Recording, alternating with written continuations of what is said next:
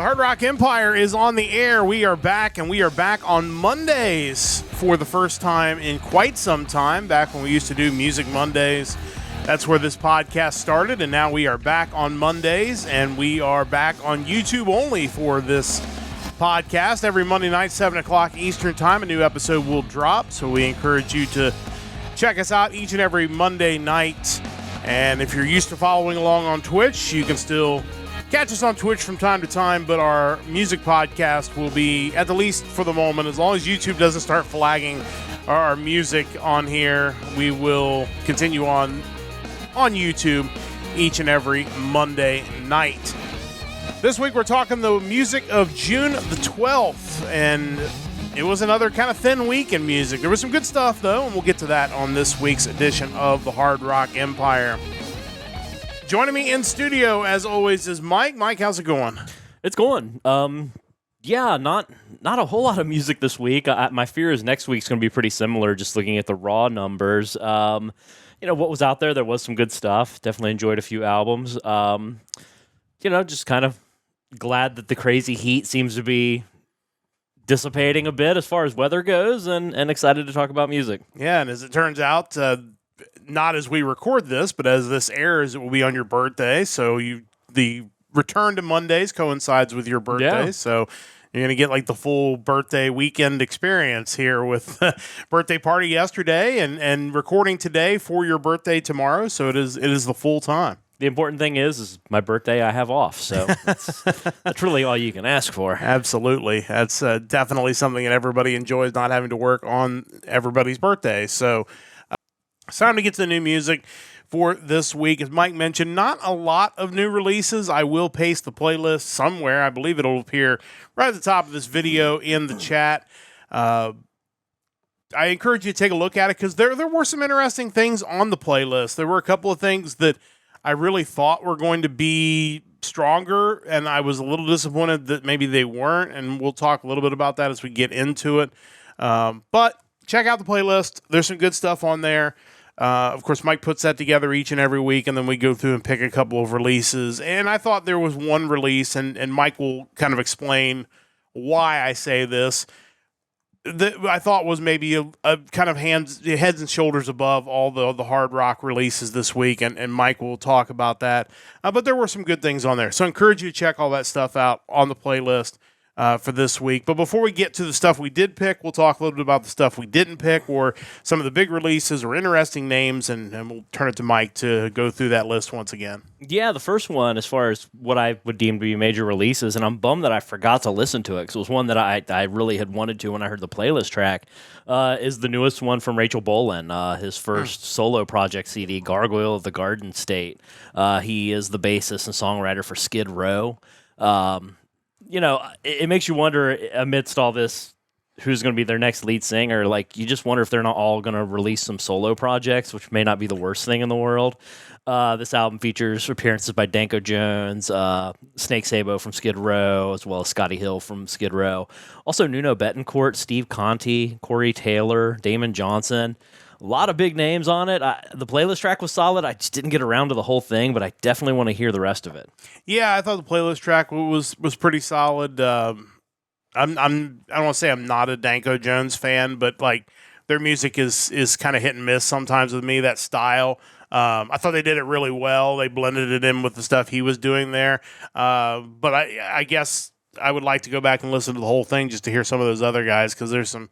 I mentioned Nuno Betancourt. We were just talking about Extreme a moment ago. So, yeah, I think that could be kind of a sleeper pick this week. Yeah, for sure. Other major release, Tarja released Friesen Noir. She is the former singer from Nightwish, what she's kind of most noted for.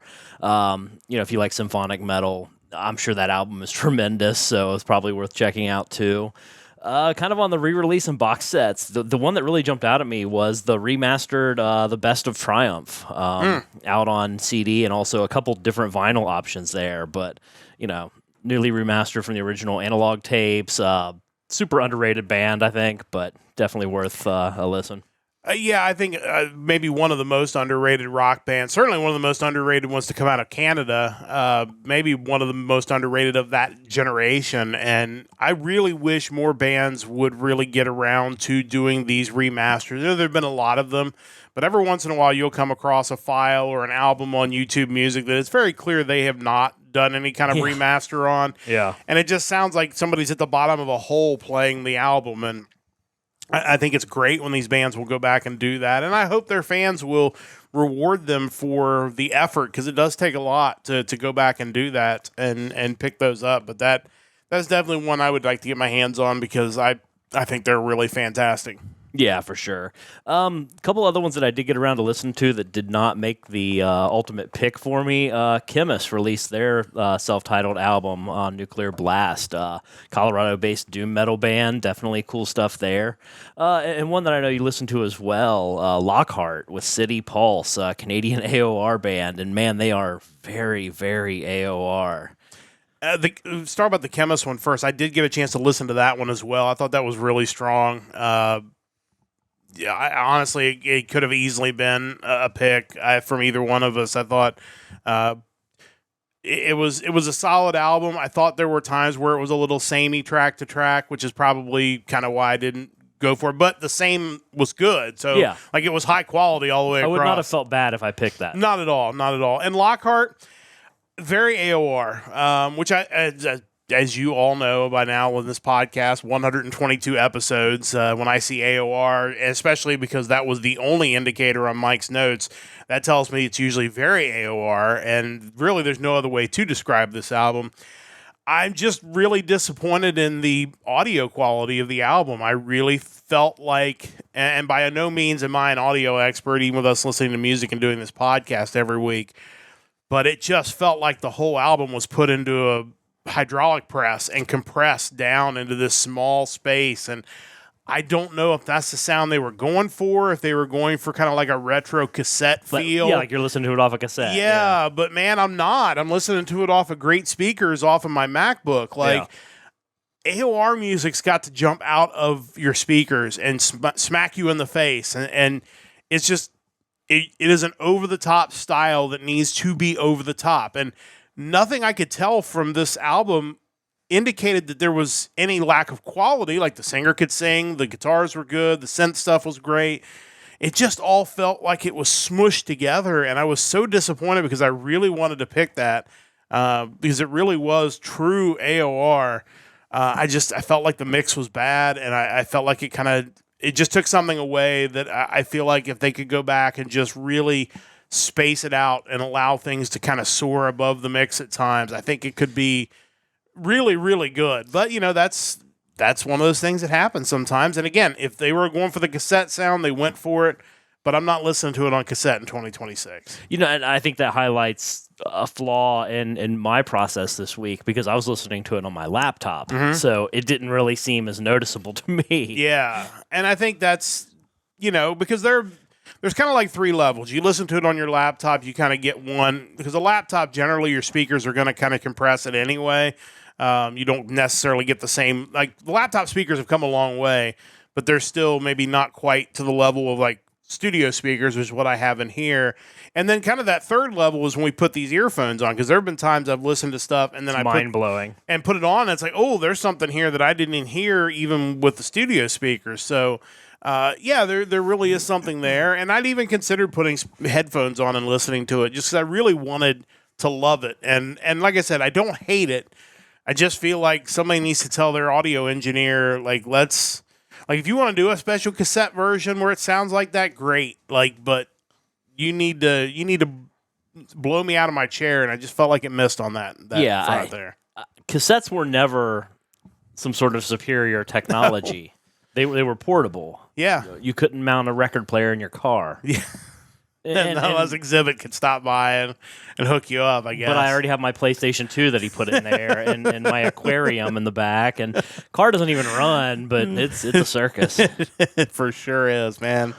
I can't, I know that show is a complete fraud, and we're going to get sidetracked if we talk too long about it. But they all are. But they all are, and I'm just shocked that somebody hasn't come back and done like a real version of that for the current age. Like, because I feel like with the way technology has taken off now, like the things you could do with a car would just be. People can't afford the car, let alone the technology you try to put in That's it. true. That's very, very true. We were going to upgrade the RAM in your car, but we couldn't afford it. That's right.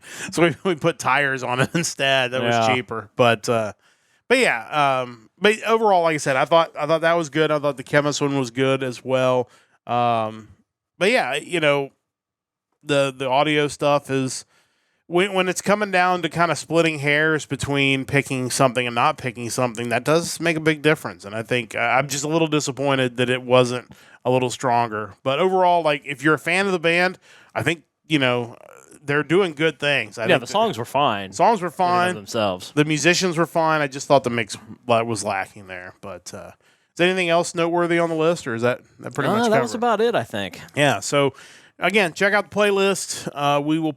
We did post the link. Go back just a little bit. And there's also, usually when I post a card on YouTube, it'll show up in the description as well. So you can just click on that and jump right over to the playlist. But in the end, there can only be two. And as I mentioned, I think both of them are really strong. They're obviously very different. I think the one that Mike is going to talk about first was, for obvious reasons that we're going to get to, one of the stronger releases I think we've seen in a few weeks, and there's a good reason for that. But overall, it was really, really good. So along those lines, Mike, tell me about your release this week. Yeah, so over the last couple of years, we've talked about a couple different bands who have drawn influence and inspiration from King Diamond or Merciful Fate. 2 years ago, back in June, we talked about the band Portrait and their album The Host, a Swedish band. October 24th, 2025, there was the band Them who released Psychedelic Enigma. Those guys actually started out as a King Diamond tribute band. We're going to take it to the next degree, though, today. We are talking about the band Lex Legion and their debut album, self-titled Lex Legion. Yeah, this is one that as soon as you heard the playlist track, you just knew that the rest of the album was going to be amazing. And this was just really, really good. Yeah, so let's talk about these guys. This is a super group with current King Diamond guitarist Andy LaRocque, along with several former classic lineup members of King Diamond, including Pete Black, Hal Patino, Mickey D, and joining them is Pagan Minds vocalist Nils K. Rue. These guys, their kind of formation dates all the way back to 2008 when Mickey D and Pete Black kind of finished up with King Diamond. They discussed recording together at some point in time. Took a while to come about, but here we are in 2026, and we have a finished album. For the four King Diamond alums, Andy LaRocque, like I mentioned, he's played on all the King Diamond albums, still with him. Hal Patino played bass from 88 to 90, as well as 2000 to 2014. Pete Black played guitar from 88 to 90. And Mickey D was the original drummer all the way through Conspiracy. He left in 1988-89. So essentially what you're getting is you're getting this vocalist from Pagan's Mind along with the band that recorded an album like Them. So pretty much what you'd want out of a band featuring King Diamond band members and another lead singer. Nils has a great voice. He's not a King Diamond clone by any means. He's got the kind of range where he could easily fit in playing Judas Priest songs, Queensryche, King Diamond, anything that's even remotely challenging within the metal, power metal, progressive metal space. Yeah, it's funny. As I'm listening to it and I'm kind of formulating my opinions, the review on Sonic Perspectives website called out those same exact comparisons, saying that his voice has the same character as the King, but more raw and with elements of Jeff Tate and Rob Halford. So pretty much unmistakable. You're going to get that vibe from him. I think it's cool anytime you have large elements of one band collaborating with someone new, kind of like a Velvet Revolver situation or Alter Bridge. I think that's always kind of gives you an interesting new take on what these guys can do and what voice you bring along for the ride. Album's 9 tracks, 34 minutes, and definitely worth checking out the entire thing. If I had to pick out standout tracks, I would be talking about Sleep Eternally, Gypsy Tears, Dreams of Darkness, Life Eternal, and the track we're going to check out, I Am the Resurrected. Check out Lex Legion and their self-titled album. This is the 4th track off of that album, I Am the Resurrected. Let's listen to a little bit of that now.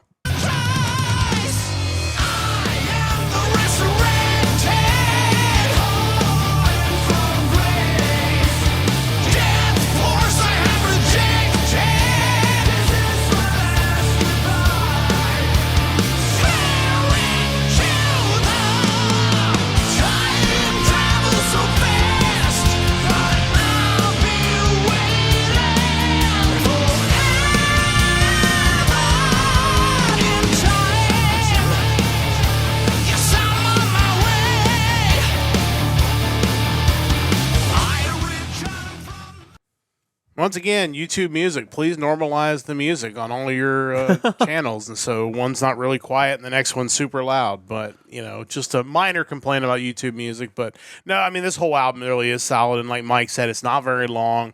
So really, there's no reason not to give the whole thing a listen. It was really strong vocally. Like you said, there's elements of the King Diamond vocals there without being a King Diamond clone. Overall, it doesn't feel like a King Diamond album. It's not, even though you have so many members of the King Diamond band, they're not ripping Welcome Home or Invisible Guest or Abigail. Like, no, there's none of that. It's clear that they're doing something different, and they want to really set it aside as something different. Which is, I think that's a great way to go about side projects when you're doing something like that, because then it doesn't feel like you're trying to replace your singer. It's like, oh, here's us still doing the same music, but we just got a different vocalist. It's like, no, this is a different entity. It's really strong beginning to end. I think it's absolutely worth your time to give it a listen, and I think you'll probably give it more than one, because I thought it was one of the stronger albums we've had in a while. For sure. But again, for good reason. A lot of talent on that album, so definitely worth checking that out. It was hard, as I said. There were a couple other albums I really were leaning towards. Ended up going back to good old Frontiers Records for my pick this week, and we're going to check back in with the German progressive metal band, the legends Vanden Plas. They have released their second acoustic album, the follow-up to an album that was actually just an EP back in 1996, which was Occult. This is Occult 2. This is their 12th full-length studio album. The band is made up of Andy Kuntz on vocals, Stephen Lill on guitars, Andreas Lill on drums, Thorsten Reichhardt on bass, and our good friend Alessandro Del Vecchio on keyboards. Basically, this is them taking songs from their catalog and doing acoustic arrangements of them, and then also taking a couple of songs from the outside and bringing them in.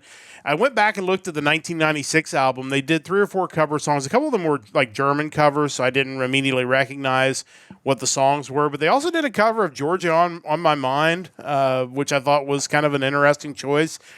Kind of tells you sometimes the eclectic music taste of these progressive bands. We're going to jump into that again because they are going to cover Styx's Boat on the River and Metallica's Nothing Else Matters on this album. Overall, I thought they did a great job with both. We'll talk a little bit more about that in a moment. Also on the last track, which is one we're going to hear today, You Fly, they brought in John Hellowell of Supertramp to play the saxophone. We're going to get to hear a little bit of that as well, kind of adding a different touch to it. Obviously, this is not really rock or metal. There are a little bit of elements of both here and there, but this is a really high-quality acoustic album of stuff that they have done over the years, and obviously some covers. Boat on the River is one of my favorite Styx songs because it is so different than a lot of their other stuff that is very arena rocky type stuff. Tommy Shaw's noted in the past that it's a fan favorite in many other countries because it sounds like the folk music of many other countries. So everybody kind of feels like it was based on something from their country. So it's actually done much better outside of the U.S. than it's done in the U.S. And the Nothing Else Matters cover I thought was well done. I think your mileage may vary on that. If you're a hardcore Metallica guy, it's possible you're not going to love it. But I thought it was, for an acoustic cover of it, they did a good job. And the You Fly at the end is really well done. And it's almost the perfect progressive track to wrap up the album. Great stuff from these guys. I'm looking forward to, obviously, their next rocking album. But kind of for an in-between, nothing like a really good acoustic album. This is really well done. Standout tracks include Far Off Grace, Boat on the River, Nothing Else Matters, and the song we're going to listen to on the podcast is You Fly. Checking out Vanden Plas with Occult 2. This is the final track on the album, You Fly. Let's listen to a little bit of that now.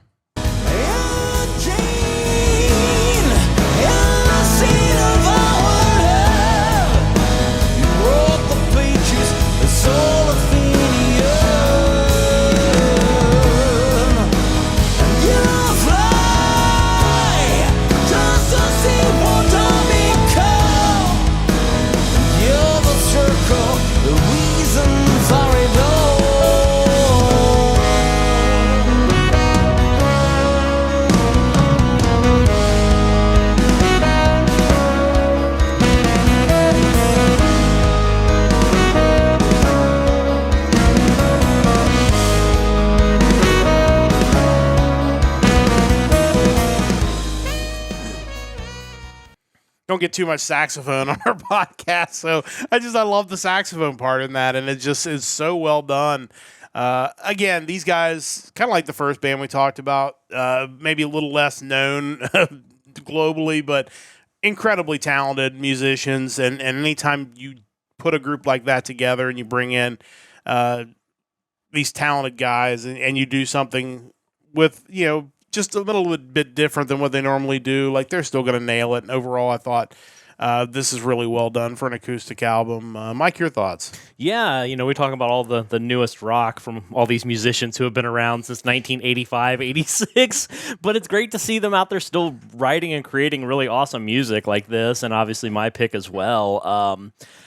It brings up an interesting question. If you're going to set about doing an acoustic album and you're like, hey, I want to do a cover, do you do a cover of a song that's already softer and more acoustic, or do you pick a band that has like a really rocking song and do an acoustic version of that? What direction do you take? That's a great question, and it kind of did both, because Boat on the River is definitely kind of a slow, ballady type song. Well, Nothing Else Matters is a little slower, obviously, than the average Metallica song, but it's certainly harder than the Styx song. Yeah, it's. Clearly they've chosen the path of taking something that is a little bit softer, and that way you don't have to totally overhaul it. I think you also run the risk of getting backlash from the fans of that band if you take something that's really hard and fast and just totally slow it down. It almost sounds... You can run the risk of it sounding parody as opposed to tribute. I've heard some really bad, slow covers of rock songs. Yeah, so I think you have to be very careful there, I think. And it's fair. I think what they've done is they've chosen a couple of songs that lend themselves to acoustic versions pretty well. And, point I was going to make is if you're going to take a metal band and do some experimental stuff on their music, Metallica's a pretty good choice, because that's a band that has not been afraid to go outside the box, whether it's playing with the symphony orchestra or, their cover albums that did really well, that are among my favorite albums of theirs. That's a group you would think to some degree would appreciate somebody kind of taking some chances with their music. Oh, for sure. You could also perform with Lou Reed. Well, they weren't all winners. Like an option too. They were not all great ideas. So, great stuff from Vanden, Plas, though. Definitely wanted to shout them out with this album. Definitely worth checking out if you're looking for something a little bit slower, a little change of pace for this week. But that takes care of our new music. It's time to get into the vault, where Mike and I will each check out an album and tell you all about it. We're back into the 70s for both, yours is the newer one. Mine is in the 70s this week. You are continuing on in through the 90s, basically looking at albums that came out that post-dated the grunge movement, and these are bands that, you call them hair metal or whatever you want to call them, that basically kind of got left behind by the grunge movement. How did they react? What did their releases sound like? And you're going through the alphabet here with this gimmick that runs every other week, and up to the letter D this week. So definitely interested in what this album's going to sound like from 1994 that we're going to talk about. Yeah, I think ultimately what you end up realizing is it didn't matter a whole lot what you sounded like. If you were popular in that given time, you were just lumped in with something that was disposable, and ultimately, you were dropped by your label and, off on your own. The letter D kind of gave me some options. Going through the list of bands, obviously you have Def Leppard. They released Adrenalize in 1992, which featured some older recordings that they were working on as far back as 88. It was the first album that didn't have Mutt Lange producing it, but still had like what you consider Def Leppard sounding hits. Let's Get Rocked, Make Love Like a Man, Have You Ever Needed Someone So Bad? So it didn't go that route. 96, you had their album Slang, which Wikipedia does point out as being a departure from their signature sound.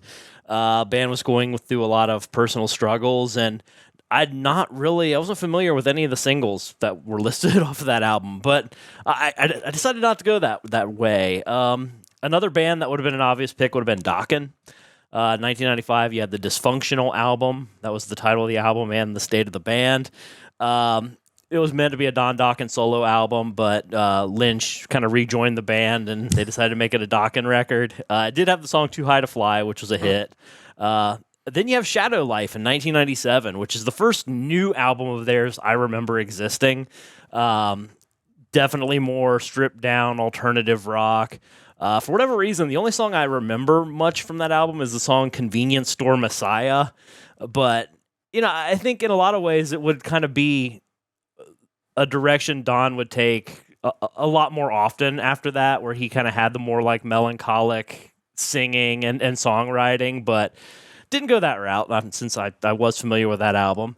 So the band I ended up going with, their debut album happened in 1989 with a follow-up in 91. Both charted, but they were dropped from their label prior to the release of my Vault pick. So we're going to 1994. The band in question is Dangerous Toys, and the album is Pissed.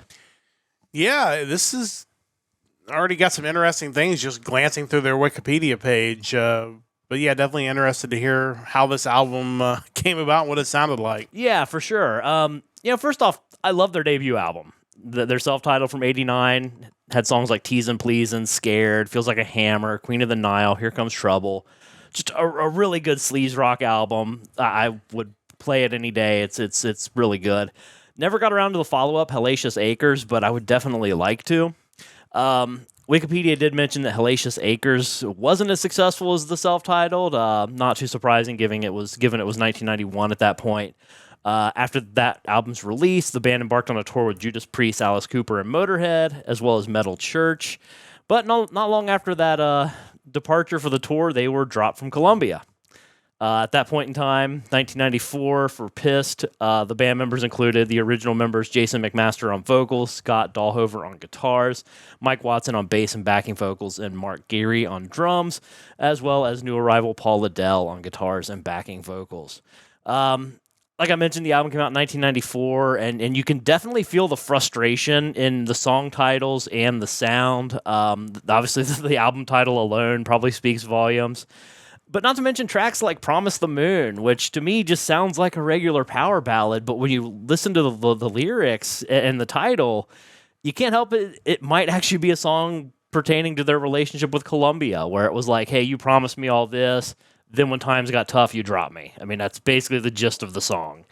Overall, the album doesn't feel like a band that was trying to experiment with a new sound or cater to some new audience. It's just hard sleaze rock, and after listening to it, it's a really good album. I just wonder if some of these bands had gotten popular farther removed from some of the more visually glam bands and more... it's funny because you call these guys sleaze rock, but it's like you feel like it's different than the bands who are just overtly glam bands. Different than Poison, if I were to name a band. If they hadn't been just in any way associated with that era... if they wouldn't have been dropped from their label and fallen out of favor, because there's nothing about these guys that isn't just straight up hard rock. There's no need for these guys to be dropped from their label. Like, that music should have still been viable. It didn't have to be lumped in with everything that was popular in the late 80s. I did note on Wikipedia when David Ellefson started his own record label, Ellefson being the longtime former bassist of Megadeth, Dangerous Toys signed a deal and got some of their older albums re-released, including this one. But really cool album. These guys are good. I think just another band that kind of got wing clipped unnecessarily. Standout tracks on the album include the title track Pissed, Pain Train, Promise the Moon, Strange, Loser, and Illustrated Man. Check the album out. I mean, if you like their hits from the late 80s, early 90s, give this one a listen.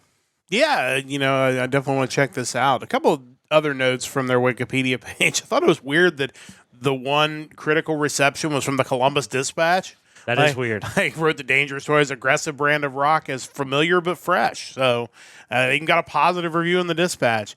The other thing that was interesting is the producing and mixing were done by Billy Sherwood, who, of course, is the current bassist and backing vocalist in Yes. So...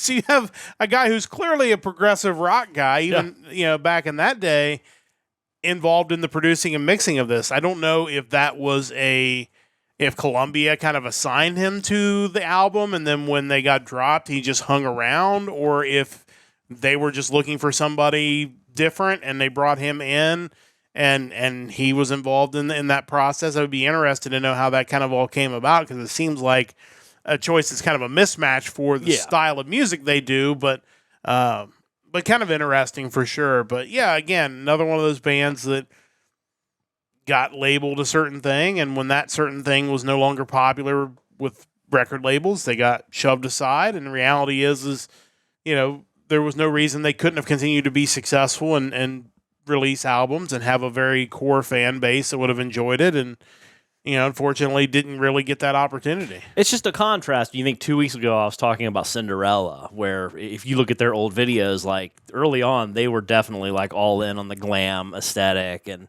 you could have mistaken them for the members of Poison, but these guys they look like just hard rock musicians. Like, yeah, you go back and watch their videos for songs like Scared or Tease and Please It, and like, it's not over the top. Like, it's just weird how the industry, I guess, as a whole, was so lazy to just say like, well, all that's just worthless now. It's sad, but I think the cool thing about this is I'm 4 letters into the alphabet and I'm finding really good music, and no one was gonna go out of their way to throw that in front of my face in '94. Yeah, it's a shame, really. But yeah, good chance to kind of find the stuff that was missed the first time, or just you didn't even know was out there, honestly. Yeah. So always a good vault gimmick when you can kind of stumble across things you might not have been able to get a hold of in the past. But we'll continue on with that one in a couple of weeks. For me, I am back into the one-hit wonders. We are up to 1976. And this was one that when I saw these guys on the list of one-hit wonders, I was kind of taken aback because I just didn't think this band in particular was going to be a band that was a one-hit wonder, but by the very definition, they had one and only one hit single in the U.S., and we're going to talk about that. We'll talk about the album it was on and a little bit more about the band. Of course, the song is The Boys Are Back in Town from the band Thin Lizzy. This is the album that song was on.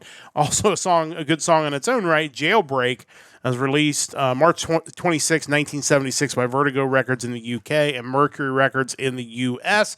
It was their commercial breakthrough in the US, included Jailbreak and The Boys Are Back in Town. The band was made up of Phil Lynott on bass guitar, acoustic guitar, and vocals, Scott Gorham on lead and rhythm guitar, Brian Robertson on lead and rhythm guitar, and Brian Downey on drums and percussion. One thing I found as I listened to this album and went through the criticisms and reviews of the album is they clearly came from the same tree that produced Bruce Springsteen, because you can definitely feel a vocal and song pattern that kind of lines up with some of the stuff Springsteen was doing probably about that same time or a little later. And it basically, one of the reviews I saw said that kind of all came from Van Morrison. They really credited Van Morrison as kind of being the top of that tree. And these two acts were kind of branches off of that, which of course caused some reviews like this. The Village Voice likened the album's songs to Bruce Springsteen cast-offs and finding Lynott's lyrical ideas boring, while Gorham's guitar line secondhand. Kind of harsh for sure, but there were better reviews later on. In a retrospective assessment for AllMusic, Stephen Thomas Erlewine described Jailbreak as a truly exceptional album with a dimension of richness that sustains. There's such a kinetic energy to the band that it still sounds immediate no matter how many times it's played. As someone who's not a big fan of Springsteen, I found this album to be better in many, many ways. I just thought it was just had a better energy to it. I feel like some of Springsteen's stuff, especially later stuff, is outside of like the big commercial hits, are kind of like a downward energy, whereas I felt like this was kind of an upward, hopeful energy in the music, and I think that's really what made it stand out. Rolling Stone placed it 272 on the 2021 edition of the 500 Greatest Songs of All Time, getting back to The Boys Are Back in Town. The story behind the song said, according to Scott Gorham, said they were touring the U.S. in 1976. They weren't selling tickets. The album Jailbreak wasn't really moving anything. But The Boys Are Back in Town became a hit record because, as was the case a lot in the 1970s, two DJs just decided it was going to be a hit. And these DJs were located in Louisville, Kentucky. and they basically played the song incessantly until other stations in the surrounding area picked it up, and that's basically what ended up making it a hit, and it took off from there. Sadly, Lynott struggled with drug and alcohol abuse through his career and passed away young at just the age of 36. So really didn't get a chance to see maybe what this band or what he could have done later on, maybe in the 80s or 90s. But overall, this is really good. If you're a fan of the Boys Are Back in Town, I think you'll find the whole album to be enjoyable. Jailbreak's an underrated song. I think a lot of people ask about the song Whiskey in the Jar, which, of course, would bring up Metallica again. Metallica took to the top of the charts when they released it as a cover, but the 1972 version that was done by Thin Lizzy really wasn't a hit. It did pick up some traction after the Metallica cover, which was very much based on the Thin Lizzy version, but really kind of fell through the cracks until Metallica kind of revived it and then became popular, but never became a hit, which meant somehow the Boys Are Back in Town, the only hit that this band had in the U.S., but I definitely encourage you to check this album out. I thought it was really strong beginning to end. Standout tracks include Jailbreak, Angel from the Coast, The Boys Are Back in Town, and Cowboy Song. Yeah, it was good. These guys shouldn't be a one-hit band, but, unfortunately, that's kind of the way some of these bands turned out in this era. And but overall, I really enjoyed their sound, and their what I would consider to be their hits are really strong songs. Yeah, I'm still blown away that they're considered a one-hit wonder. I think, obviously, Whiskey in the Jar, but, I mean, how many other bands have covered Thin Lizzy songs that you come to find out evidently weren't hits over here to begin with? Jailbreak being one of them, obviously. Cold Sweat. It's shocking to me, but, makes the gimmick easy when you get a band that's technically a one-hit wonder, but they actually, even on that album, have songs that you would consider to be fairly decent size, so that's not a bad thing. I feel like that's nice payback for some of the ones I've had to listen to so far, where it's like, oh, that one song really was the only good song they ever wrote, and I had to listen to it, so I expect another good one in 2 weeks. One of my favorite songs from the 70s, the song We Just Disagree by Dave Mason, who's probably better known his time with Traffic. That is his only hit song, so he's going to be a one-hit wonder. We'll be talking about his album Let It Flow coming up in a couple of weeks, but Dave Mason, really, really talented, and I believe he just recently passed away as well, so we'll talk a little bit more about that in a couple of weeks, and I'm very excited to get back to the Journey albums next week because we're really in the wheelhouse of those, so I'm sure we're going to have something good on that front as well next week. And that is going to wrap things up for this edition of the Hard Rock Empire. Thank you so much for joining us on this week's edition. We'll be back again next Monday night, 7 o'clock Eastern Time on YouTube. And, of course, we'll have the links all over our social media. We encourage you to join our Discord to get all the details of that. So make sure you join us on Monday nights. Again, we'll still be on Twitch from time to time. We'll let you know when that's coming up. But as far as this podcast, we're just going to keep it on YouTube, and we'll debut it every Monday night at 7 o'clock.